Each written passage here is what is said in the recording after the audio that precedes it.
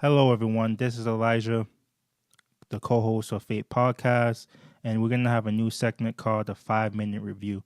And there's going to be a place where I'll discuss movies, television, articles, and 5 minutes. And the reason that I'm having this is because me and Frisk, can't cover everything that's coming out because everything is constantly um, we're constantly having new shows, new movies, new articles to read, and new books. So we can't cover everything through the podcast that we have right now, especially for an hour.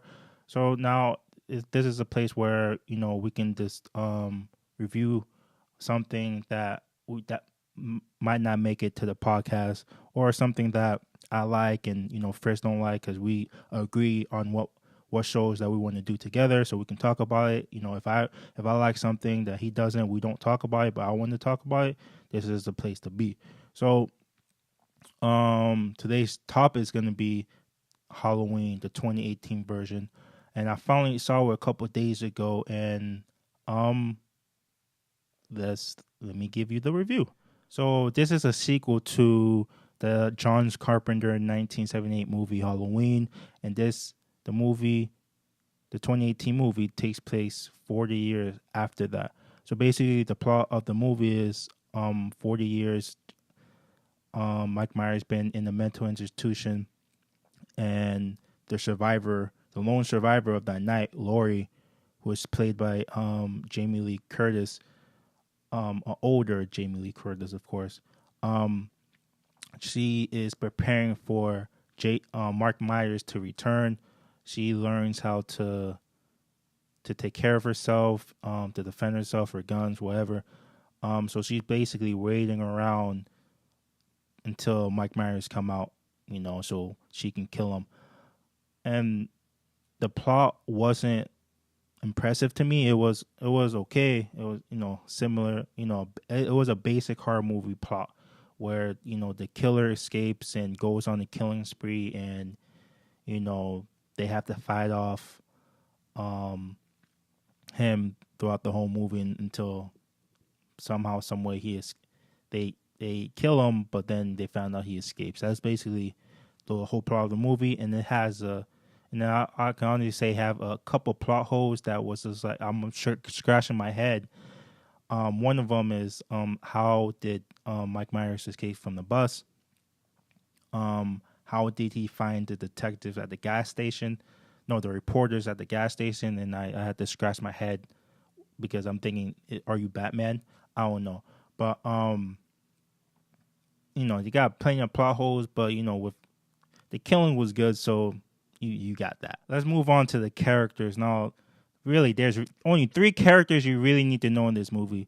That's Laurie, which is played by Jamie Lee Curtis, Laurie's daughter Karen, and Laurie's granddaughter Allison, and that's basically the three main characters you really need to concern yourself with, because all the other rest are useless, and especially the men, which I will discuss that later on in the review.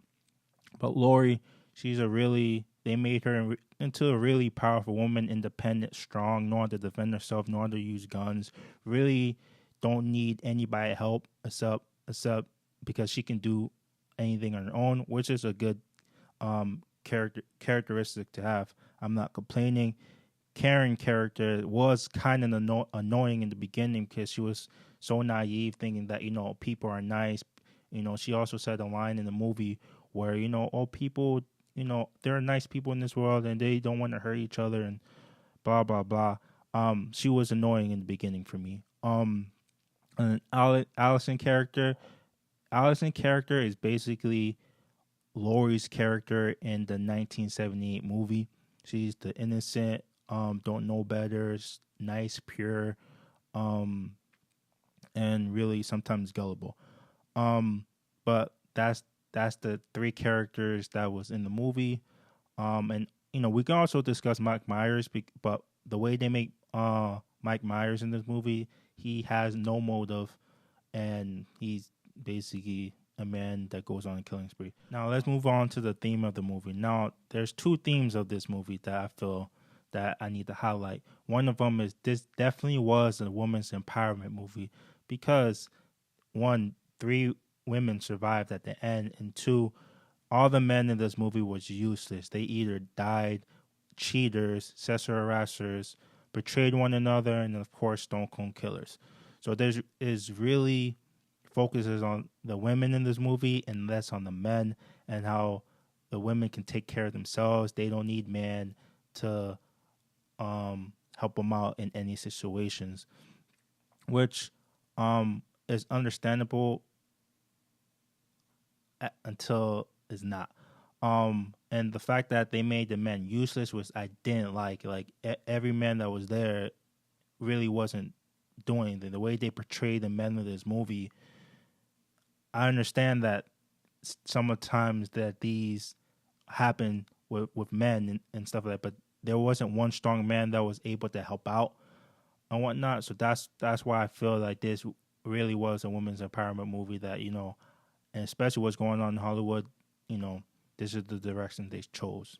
And another thing, and the second thing, I think one of the themes of the movie is like, they're really talking about the victimhood, and Lori, of course, was a victim to what Mike Myers did, and all the years her struggles of dealing with that, and the PTSD that she had from all the murders she experienced with her friends, and there's really was a victimhood, I can as a theme, like what she went through, she's been a victim her whole life and all that. That's the two themes that I can see in this movie.